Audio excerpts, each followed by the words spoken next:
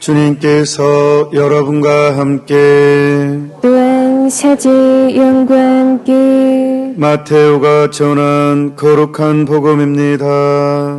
주님 영광 받으소서. 그때 율법학자 한 사람이 예수님께 다가와 모든 계명 가운데에서 첫째가 하는 계명은 무엇입니까? 하고 물었다. 예수님께서 대답하셨다. 첫째는 이것이다. 이스라엘아 들어라. 주 우리 하느님은 한 분이신 주님이시다. 그러므로 너는 마음을 다하고 목숨을 다하고 정신을 다하고 힘을 다하여 주 너의 하느님을 사랑해야 한다. 둘째는 이것이다. 내 이웃을 너 자신처럼 사랑해야 한다. 이보다 더 큰 계명은 없다. 그러자 율법학자가 예수님께 말하였다. 훌륭하십니다, 스승님. 그분은 한 분뿐이시고 그분밖에 다른 이가 없다 하시니 과연 옳은 말씀이십니다. 또 마음을 다하고 생각을 다하고 힘을 다하여 그분을 사랑하는 것과 이웃을 자기 자신처럼 사랑하는 것이 모든 번제물과 희생제물보다 낫습니다. 예수님께서는 그가 슬기롭게 대답하는 것을 보시고 그에게 너는 하느님의 나라에서 멀리 있지 않다 하고 이르셨다. 그 뒤에는 어느 누구도 감히 그분께 묻지 못하였다. 주님의 말씀입니다. 그리스도님 찬미합니다. 제가 어렸을 때요, 이제 저 시골에서 살았거든요. 완전 깡촌, 완전 시골입니다. 전기도 안 들어오고, 그래서 나무를 해야지만이 나무 전 불을 잘 뗍니다. 제가 어릴 때 다 밥할 때도 불 떼서 밥에 먹고, 목욕할 때도 불 떼서 물을 덮여서 목욕을 하고, 그렇게 이제 그런 생활을, 호롱불, 그런 전기가 안 들어오니까. 근데 그때 당시 시골에서는 일손이 참 많이 부족했었습니다. 그러니까 농사철 되면 저도 이렇게 가서 이렇게 일을 하는데 희한한 법칙이 하나 있더라고요. 뭐냐면 우리 집 일보다 남의 집 일이 재밌더라고요. 저만 그런가? 그러니까 무슨 뜻이냐면 이제 뭐 친구나 사촌 집에 가서 좀 하루 종일 좀 되게 고단해요, 일이. 어린 나이에 체력도 이제 안 돼서 더 그러겠죠. 근데 하고 나면 그렇게 기쁜 거예요. 뭔가 이렇게 어린 마음에도 뿌듯한 느낌? 그 뿌듯한 느낌이 있었어요. 그러니까 누군가를 도와준다는 느낌이 인간을 되게 어린 마음에도 사람은 누군가를 도와주면 기쁘구나. 이런 어떤 내 마음의 변화에서 느꼈던 것 같아요. 그리고 이제 저희 어머니 영향을 받아서 저희 어머니는 시골에서 이제 이렇게 어릴 때 팥죽을 쓰잖아요. 어릴 때 시골에서 팥죽 참 많이 썼던 것 같아요. 그러면 애들은 욕심이 많아서 아무리 팥죽을 많이 써도 내 눈에는 부족하게 보여요. 근데 꼭 어머니는 이 양푼 큰 거 하나 가져오라고 해서 하나 퍼가지고 그냥 옆집 혼자 사는 할머니, 할아버지 갖다 주라는 거예요. 제 어린 마음에 진짜 짜증났거든요. 이거 갖다 주면 내 먹을 거 없다고 느껴지는 거예요. 욕심도 많고. 그래서 싫어 그러면 야단만 맞고 항상 갖다 주고, 그런 것을 어릴 때부터 저는 그렇게 살아왔고, 그렇게 어머니의 모습을 봐왔고, 또 옛날에는 상위용사 아저씨들 이렇게 갈고리로 막 이렇게 스님들 와서 목탁 두드리고 또 쌀 달라고 하면 저희 쌀독에 쌀이 별로 없어도 어머니는 긁어서라도 주더라고요. 그러니까 참 그게 어린 마음에 되게 그런 어머니의 그런 모습을 많이 봐와서 그런지 제가 하느님은 사랑일 수가 없다라고 느꼈을 때도 예수님의 그 말씀은 가장 크게 마음에 와 닿았어요. 너희 중에 가장 보잘것없는 사람한테 해준 것이 나한테 해준 것이다. 사실 처음에 제가 신앙을 접할 때, 고등학생 때 이제 본격적으로 중학생 때 이렇게 할 때, 하느님은 사랑인데 왜 이렇게 세상이 불공평한가? 하느님은 사랑이라고 사람들이 말하는데 왜 이렇게 세상이 불공평한가? 라고 했을 때 그런 의문이 참 많이 들었고, 예수님이 과연 하느님이신가? 라는 걸 믿기지가 않았어요. 세상이 불공평하게 보였기 때문에. 예수님이 실존 인물이죠. 근데 한 인간이냐, 정말 이 양반이 하느님이냐, 이게 이제 문제였는데, 저는 하느님이 사랑 얘기 받아들이기 힘들었어요. 예수님이 하느님으로 받아들이기 되게 힘들었어요. 이 세상이 불공평하게 느껴졌기 때문에. 그럼에도 불구하고 예수님이 하신 말씀 중에 가장 좋았던 부분 중에 하나가, 너희 중에 가장 보잘것없는 사람한테 해준 것이 나한테 해준 것이다. 이 말이 참 마음에 와 닿았었어요. 너무 대단하시다. 30대 초반에 지금으로 하면 젊은인데 어떻게 이렇게까지 말씀하실 수 있을까? 정말 이 부분은 정말 대단하신 분이시다. 이분이 하느님인지 아닌지는 두 번째 문제고, 정말 이 부분만큼은 탁월하시다. 그게 저한테는 큰 감동이었거든요. 그리고 제가 어렸을 때 보면 그 거적대기에 사는 그 움막처럼 해서 사는 그 분들이 좀 있었어요. 그래서 제가 진짜 찾아가서 저희 집에 과일 좀 안 좋은 것은 진짜 제가 빼놓고 맛있어 보이는 걸 골라가지고 그 거지 아저씨 움막에 가서 가장 좋은 과일을 갖다 드리고, 용돈도 동전 지폐로 안녕하세요 공손히 인사하고 안녕히 계세요 하고 그렇게 나왔을 때 마음속에서 너무 기분이 좋은, 누가 본 것도 아니고 내가 이런 잔다고 누구한테 말도 하지 않았거든요. 어릴 때. 지금의 강론 때 이제 이렇게 그랬던 적이 있었구나라고 이제 강론에 필요해서 얘기를 하는데, 그때 돌아왔을 때 그 뒷발걸음이 너무너무 가뿐하고 사뿐사뿐 너무 행복했던 기억이 있어요. 그래서 누군가를 도와줄 때 인간은 정말 행복하구나. 그런 것을 어린 마음에 제가 신앙을 갖기 전에 좀 많이 느꼈던 것 같아요. 인간은 누군가 도와줄 때 행복하다는 거. 오늘 예수님께서 이 복음에 보면 참 부담스러운 말씀하셔요. 아니, 솔직하게 얘기하자면 굉장히 부담스러워요. 계명, 일단 십계명 얘기해줘. 십계명 부담스럽죠. 요즘 같은 세상에 정말 놀기 좋고 정말 살기 좋은, 딱 즐기기 좋은, 인류 역사상 지금처럼 즐기기 좋은 시대가 있었습니까? 지금처럼 음식 레시피가 발달한 시대가 있었습니까? 그런 이 시대에 십계명 얘기한다는 것은 스트레스 받는 일입니다. 그 자체로. 근데 질문도요.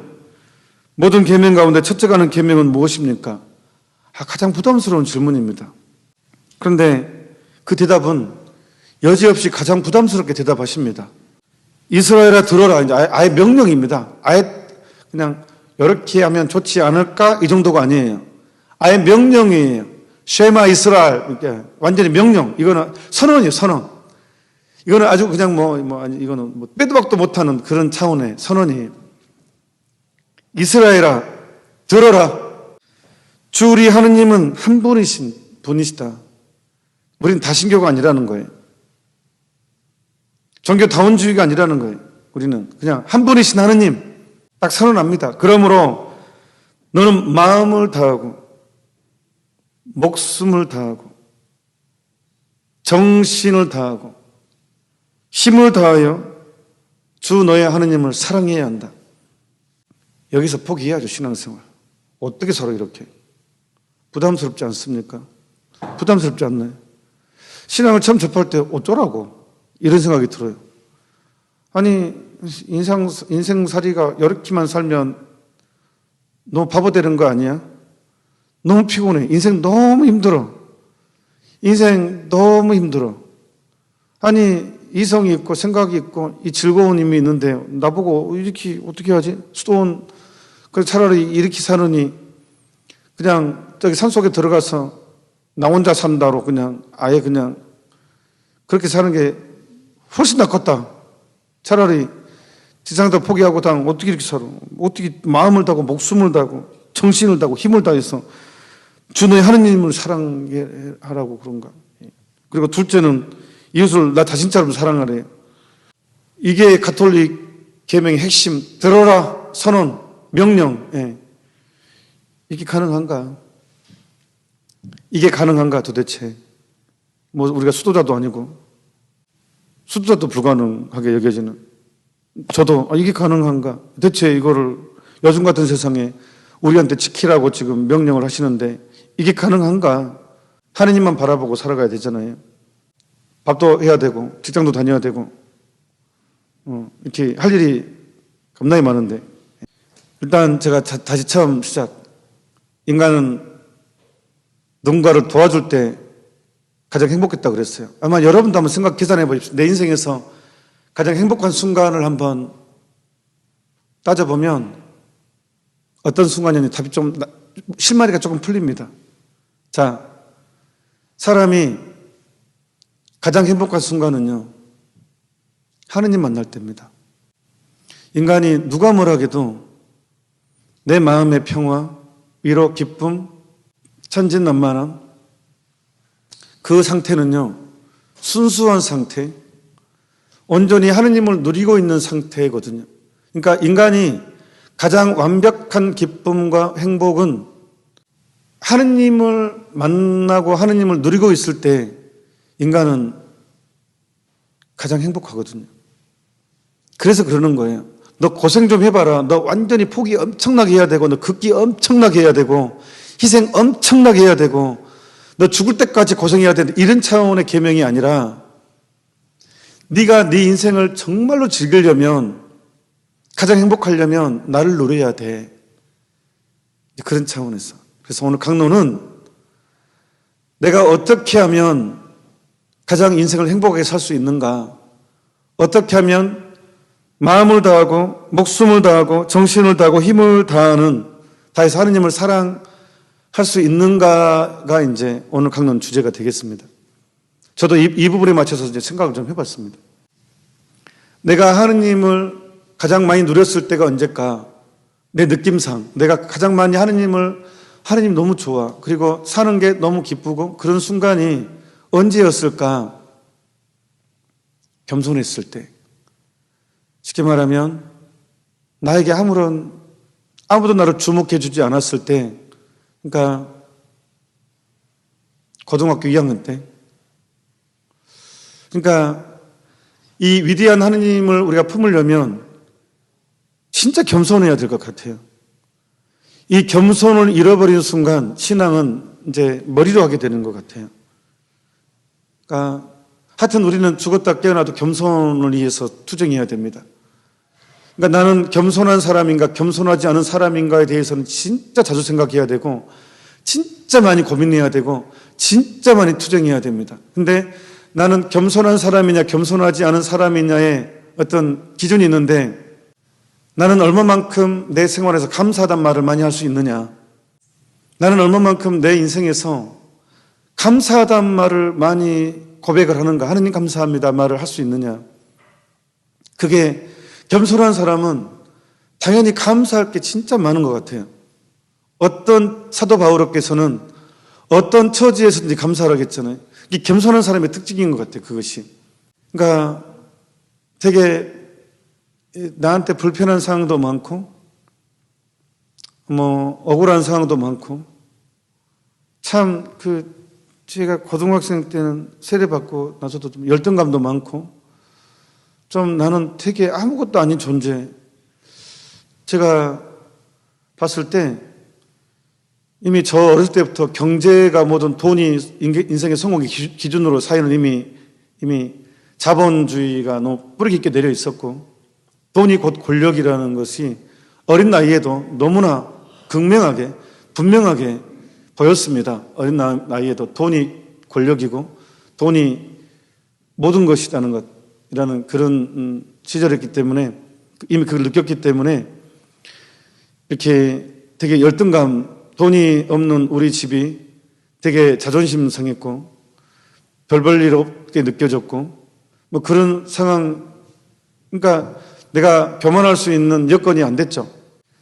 뭐 성적도 뛰어난 것도 아니고, 주근깨도 많았고, 또 곱슬머리도 심했고, 뭐 그러니까 제가 남들에게 남들 앞에 내가 나는 이게 자랑이야 이런 게 없었어요. 지금이야 신부 위에 점을 뺐어요. 공짜로 빼준다 이거 공짜로 뺐거든요. 지금 조금 깔끔한 편인데 점 겁나게 많았어요 여기에.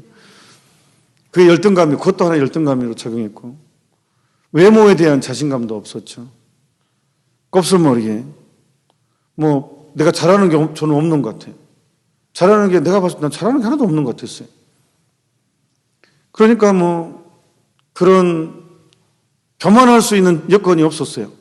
저한테는 건더기가 없었어요. 그렇기 때문에 그때 오히려 하느님을 좀 더 많이 누렸던 것 같아요. 나는 완전히 아무것도 별 볼 일 없는 거니까 그게 나를 오히려 더 어떤 면에서는 열등감으로만 완전히 안 기울면, 수술만 어떻게 잘하면 그때가 하느님을 만나기 딱 좋은 상태인 것 같아요. 내가 별 볼 일 없다는 이 특권, 별 볼 일 없는 인생이라는 이 특권, 이건 특권입니다. 내가 별 볼 일 없는 인생이라는 거. 그래서 마음을 다하고 힘을 다하고 정신을 다하고 목숨을 다할 수 있는, 하느님을 사랑하고 누릴 수 있는 비결은 누가 뭐라 해도 나는 겸손해야 된다는 거. 겸손하지 않으면 절대로 하느님 사랑할 수 없고, 마음을 다할 수도 없고, 힘을 다할 수도 없고, 정신을 다할 수가 없습니다. 내가 항상 기준이기 때문에, 하느님 기준이 아니라 내 기준이기 때문에 절대 그렇게 할 수가 없습니다. 그래서 겸손, 또 하나의 겸손하냐 겸손하지 못하냐는 누가 나를 무시했을 때, 내가 인정받지 못한다고 했을 때 그게 상처냐 상처가 되지 않느냐. 어차피 저는 주님의 종입니다. 종의 정신이 확실한 사람은 상처를 그렇게 깊게 받지 않을 것 같습니다. 그만큼 우리는 더 부서져야 되고 부서져야 됩니다. 이게 영성생활이니까. 그러니까 하나님께서는 참 그런 영혼들을 어쩌면 혹독하게 기르시는 부분도 있는 것 같아요. 완전한 사랑을 위해서. 그래서 성인 성녀들의 삶이 결코 순탄치 않은 것 같습니다. 혹독한 것 같습니다. 성인전 보면 저도 성인전 있다가 덮어버린 적도 있습니다. 와, 이건 너무 심한 거 아니야? 라고 할 정도로. 나는 쉽게 상처를 받는 사람인가? 나는 주님의 종입니다로 문제를 풀어나가는가? 이게 또 중요한 것 같습니다. 하느님을 품으려면. 그래서 우리는 반드시 주님의 종입니다를 내 삶으로 살아내지 않으면 마음을 다하고 목숨을 다하고 정신을 다하고 힘을 다하여서 하느님을 사랑할 수가 없다. 또 하나는 우리 이분을 품으려면, 이 위대하신 하느님을 내가 품으려면 또 하나 필요한 것은 영원한 생명에 대한 그리움이 있어야 된다고 생각을 합니다. 즉, 이 영원한 생명에 대한 그리움을 품으려면 이 세상이 별거 아니라는 것을 빨리 깨달아야 됩니다. 인생 별거 아니라는 것, 일장춘몽이라는 것, 인생 하룻밤의 꿈이라는 것, 이것을 빨리 받아들이면 빨리 받아들일수록 영원한 생명에 대한 그리움을 키울 수가 있고, 영원한 생명에 대한 그리움이 커지면 커질수록 복음 말씀이 살아있게 다가옵니다. 예수님께서 우리에게 오신 것은 현세에 잘 먹고 잘 살기 위해서 오신 부분이 아니라 우리 미래를 준비시켜 주신 것입니다. 현재와 미래를 준비시켜서 궁극적으로 우리가 영원한 행복을 누리게 해주기 위해서, 그래서 우리는 그분을 구세주라 그럽니다.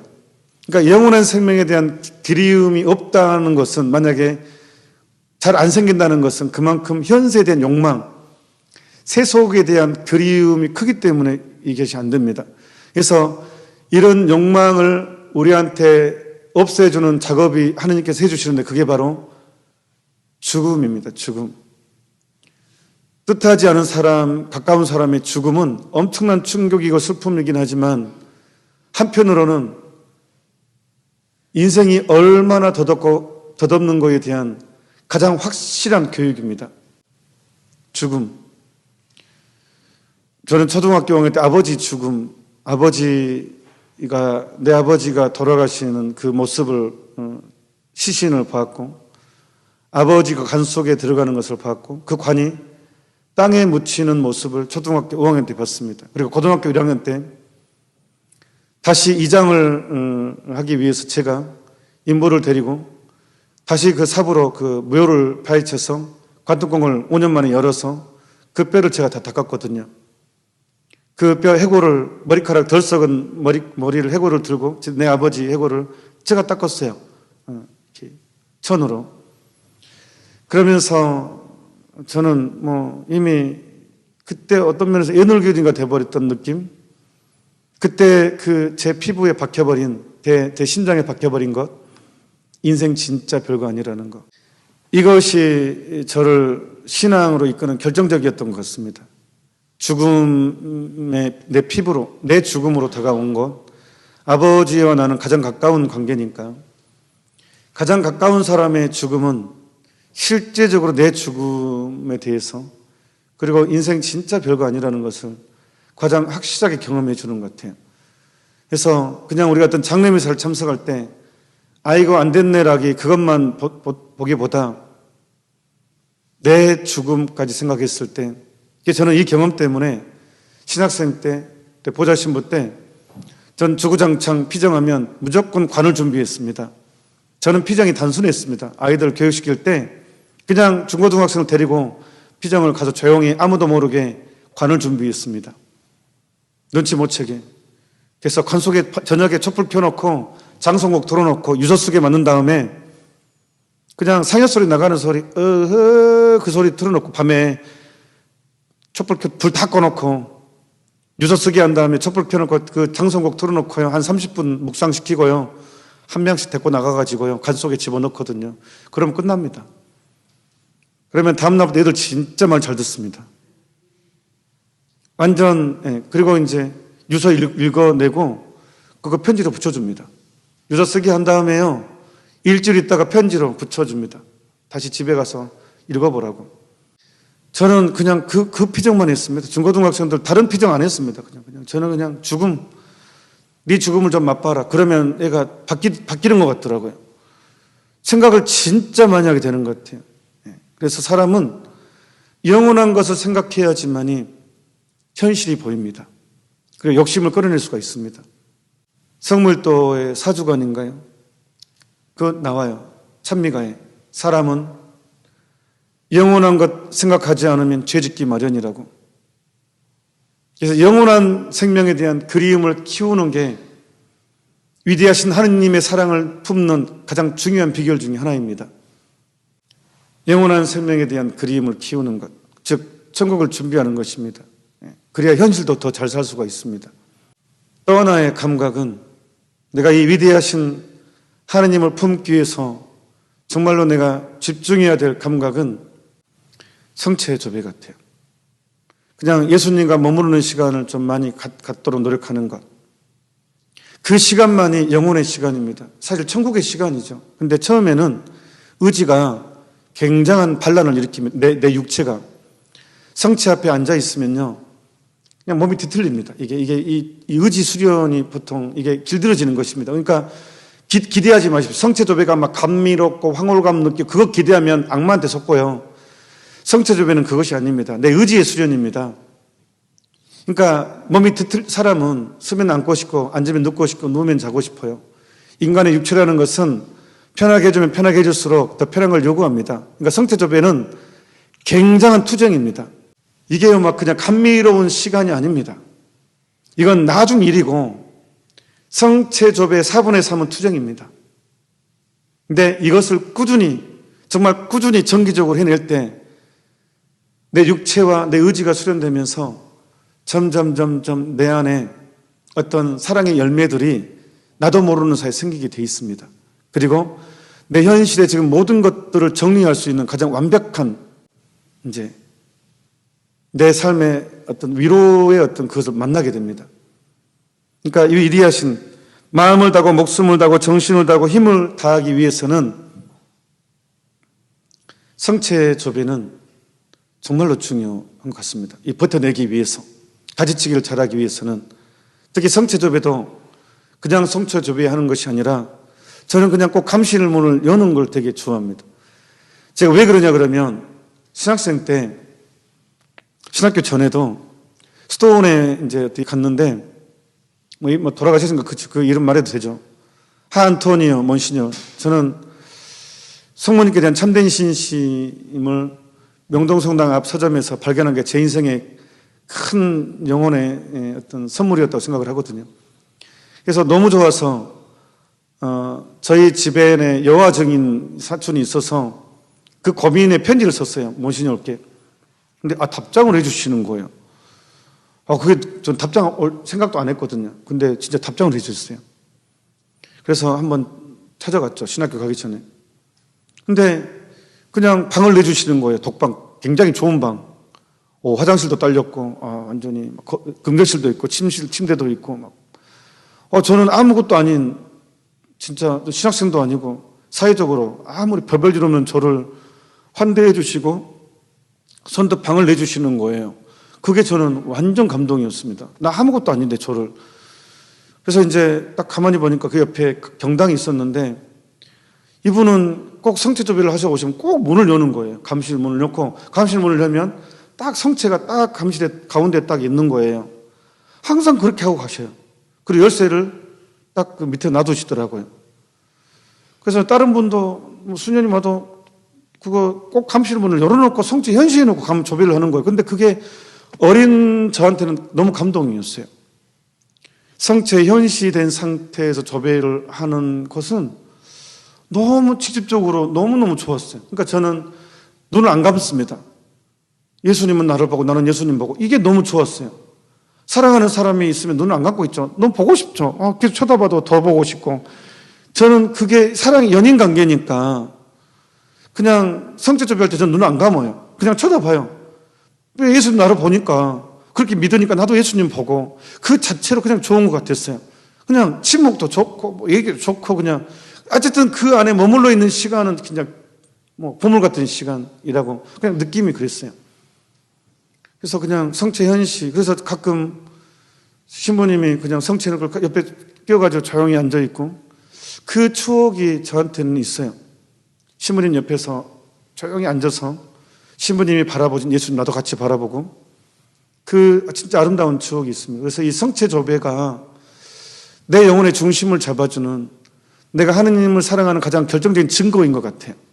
하느님과 나의 단독, 그리고 둘이 머물러 있는 공간, 그 시간이 너무너무 중요한 것 같아요. 이 계명을 실천하고 하느님을 내 삶으로 품기 위해서는 이게 없으면 삶은 빈약해지는 것 같아요. 이건 법칙인 것 같아요. 그래서 이 하느님을 내 온몸으로 품기 위해서는 성체조배는 필수다. 옵션이 절대 될 수 없다. 그리고 이왕 성체조배 하려면 현시. 그래서 제가 이 피아골 피정집이면 피정집이잖아요. 그래서 경당에는 아예 이제 와보신 분들은 알 거예요. 아예 감실인데 앞에 유리가 돼 있어요. 그냥 앞에 전면 유리예요. 다 환히. 그리고 이제 잠궈놨죠. 물론 도난 방지하기 위해서. 그리고 유리로 성체 현시 그 조그만 성광을 넣어놓고 천으로 내려놨어요. 그래서 누구든지 와서 천만 원 올리면 바로 현시가 되게. 그냥 그 안에 이제 문 잠궈놨으니까. 그래서 그냥 기도하고 갈 때는 천 내리고 가게. 그렇게. 그래서 저도 이제 아침에 이제 일어나면 경당 들리면 그냥 저도 모르게 그냥 올려요. 그냥. 천을 올려서 그냥 예수님은 나를 보고 나는 예수님 보고 그걸로 끝. 황홀경, 탈원 이런 거 없습니다. 제가 전혀 없습니다.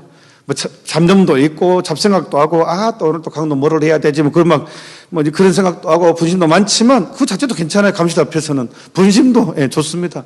성체 앞이니까 예수님은 나를 보고 나는 예수님 보니까. 근데 의지가 수련돼야 돼. 근데 이게 몸이 꿈틀거립니다. 이게 이거 이렇게 움직이고 막 지도하고 그것도 선물입니다. 그러니까 아무튼 성체 조배. 아니면 본당에서는 그게 불가능하다면 그냥 감실 앞에 앉아 있는 것. 예수님은 나를 보고 나는 예수님 보고. 저는 눈 안 감았으면 좋겠어요. 그냥 개인적인 생각. 눈 감지 말고 그냥 예수님 바라보고 감실 바라보는 거 예수님 보는 거잖아요. 그 안에 예수님 계시니까 하느님 계시니까 그렇게 된다 그러면 아주 좋겠다고 생각을 합니다. 마지막으로, 네 번째, 마지막으로는 절대로 내가 하느님 사랑에 빠져들기 위해서는 내 인생을 다른 인생과 비교하면 안 된다는 거예요. 나는 나예요. 근데 우리는 너무 쉽게 어릴 때부터 어떻게 보면 옆집 누구랑 부모님이 옆집 누구랑 꼭 비교를 하잖아요. 누집 누구는 그랬다더라. 그러면 나도 모르게 그 다음에 성적에 대한 압박감이 있어 왔어요. 의사, 판사, 사자로 막 너무 많은 성공의 기준, 인생의 성공의 기준을 사자로 이렇게 규정하는 바람에 나도 모르게 그냥 괜히 이렇게 비교하는 버릇이 생겼고 거기에 스스로 상처를 주고 받아요. 그거는 비극입니다. 나를 비교하는 순간 비극이 시작됩니다. 제가 하나님께 받은 은혜 중에 가장 큰 것 중에 하나가 저는 그런 것은 안 하는 것 같아요. 내 인생을 다른 사람하고 절대 비교 같은 건 하지 않는 것 같아요. 이건 제가 신부가 돼서 생긴 현상이 아니라 이미 저는 신학교 가기 전부터 세례 받고 나서 얼마 안 있어서 은총을 누린 하느님의 선물을 누린 다음부터는 열등감이 많았던 제가 내 인생이 다른 사람하고 비교하지는 않은 것 같아요. 앞으로도 비교하지는 않을 것 같아요. 왜냐하면 나는 천주교 신자 이걸로 전부를 누리고 있는 사람이니까. 신부 이전에 아구스틴 성인은 그랬어요. 나는 주교이지만 주교 이전에 가톨릭 신자라는 것, 이게 더 중요하다고. 저는 그 말을 100% 소화할 수 있거든요. 그러니까 이미 나는 천주교 신자가 된 것, 성체를 모시는 것 그 자체로 나는 그 누구하고도 비교 대상이 될 수가 없어요. 이미 나는 하느님을 누리는 그 신분 그 자체로 나는 누구하고도 비교 대상이 될 수가 없어요. 해서도 안 되고. 그거는 예수님을 슬프게 하는 거예요. 나 전부를 줬는데 왜 비교해? 나는 너한테 전부를 줬는데. 천주교 신자는 그 자체를 비교 대상이 될 수가 없습니다. 그래서 내 인생을 다른 인생과 비교하지 않는다는 것, 내 남편을 다른 남편과 비교하지 않는다는 것, 내 자식을 다른 자식과 비교하지 않는다는 것, 내 재산을 다른 사람의 재산과 비교하지 않는 것, 나는 나라는 것,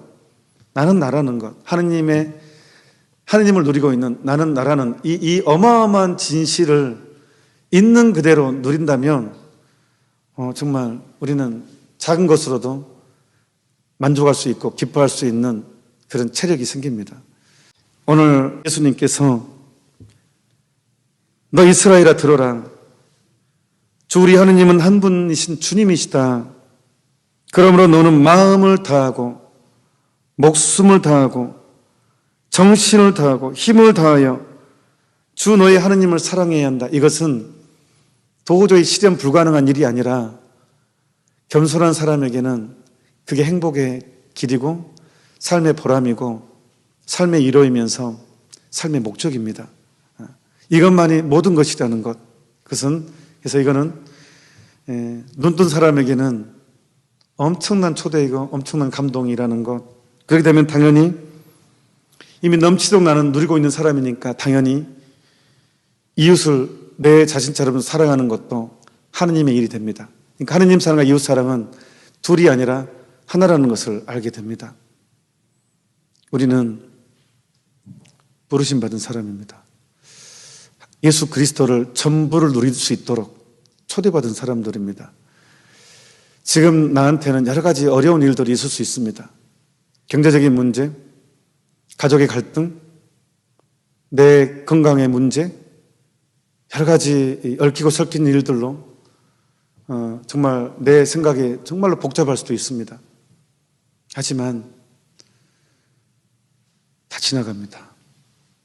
성령 대데레사의 말씀처럼 모든 것은 지나가고 내 인생에서는 예수 그리스도만 남습니다. 그러니까 너무 걱정하지 말고 내일 당장 나한테 죽음이 온다 하더라도 그냥 뭐 어떤 엄청난 게 떨어진다 하더라도 그것마저도 만물을 창조하신 하느님께 내 인생을 맡기고 오늘부터 새롭게 그분 안에서 내 소소한 일상을 만들고 오로지 그분 안에서 내 행복의 기준을 만들어 놓고 그분 안에서 행복을 만들어 갈 때 오늘 복음은 살아있는 말씀이 될 것입니다. 그래서 오늘 복음 하늘성에 보면 누구든지 나를 사랑하면 내 말을 지키리니 내 아버지도 그를 사랑하시고 우리가 가서 그와 함께 살 것이다. 십자가 성령화는 그래서 내재론적인 하느님 이야기합니다. 좀 말이 어렵지만 쉽게 풀자면 하느님께서 삼위일체 하느님이 우리 안에서 우리와 함께 사신다는 것입니다. 내 아버지도 그를 사랑하시고 우리가 가서 그와 함께 살리라. 축하드립니다. 잠시 묵상합시다. 아멘. 내일이 11월 1일 모든 성인 대축일입니다. 이날을 외국에서는 의무축일입니다. 너무 큰 날로 이렇게 전례적으로 큰 날인데 한국은 뭐 정교 지역이라고 해서 아직도 이제 그냥 의무축일까지는 묶어놓지는 않고 근데 하여튼 내일이 큰 날이에요. 그래서 CNBS에서는 아침 6시에 생방송으로 미사 이렇게 하도록 하겠습니다. 그리고 다음 날은 위령의 날입니다. 미사, 첫째 미사, 둘째 미사, 셋째 미사가 있는 날. 그래서 저희 CNBS에서는 첫째 미사만 방송을 하겠습니다. 둘째 미사, 셋째 미사 있는데 방송하지 않고 첫째 미사만 방송을 하고 둘째 미사, 셋째 미사는 따로 이제 그냥 미사를 할 겁니다. 아무튼 내일은 11월 2일은 정말로 연옥 영혼들이 가장 기다리는 날입니다. 그래서 돌아가신 분들을 꼭 기억하고 11월 1일부터 8일까지 교회는 전통적으로 묘지를 방문하고 그 죽은 영혼들을 연도를 바치면 통상 조건 안에서 전대사가 연옥 영혼들에게만 양도할 수 있는 전대사가 주어진다고 이제 선언했습니다. 이렇게 내려오는 전통입니다. 그래서 내일부터 8일까지 묘지를 방문해야 돼요. 그래서 방문해서 이미 지금은 뭐 김대건 신부님 생신 때문에 생긴 전대사 있고 또 코로나로 작년에 교황청 내사원에서 코로나가 언제 끝날지 모르기 때문에 아주 유효해요. 그 선언한 전대사 지금도 그거 있죠. 또 지금도 11월 1일부터 8일 또 전대사 물론 하루에 한 대밖에 누릴 수는 없습니다. 그래도 그런 실천 행동을 함으로써 또 더 연옥 영혼도 깊은 유대를 갖게 되거든요. 내일부터 또 8일까지 매일 뭐 정말 가능하게 좀 하다면 묘지를 방문해서 연도를 바치는 일이 있었으면 아주 좋겠다고 생각을 합니다. 하여튼 연옥 영혼들을 기억하는 시기입니다. 그래서 연옥 영혼들한테 잘해주면 이게 다 내 복입니다. 내 죽음도 준비하게 되고 그렇습니다. 그래서 11월 1일, 2일 새벽 6시에 미사 있겠습니다. 그리고 다음 주는 첫 토요일입니다. 다음 주 첫 토요일이어서 그냥 다음 주까지는 10시 그대로 지금 하고 그 다음 주는 스케줄 봐서 좀 조정이 좀 있겠습니다. 아무튼 다음 주까지는 해오던 대로 할 것입니다. 하여튼 11월 1일, 2일 많이 기억했으면 좋겠습니다. 주님께서 여러분과 함께 또한 사제 영과 함께 전능하신 천주 성부와 성자와 성령께서는 이 미사에 함께한 모든 이들에게 강복하소서. 아멘. 미사가 끝났으니 가서 복음을 전합시다. 하느님 감사합니다.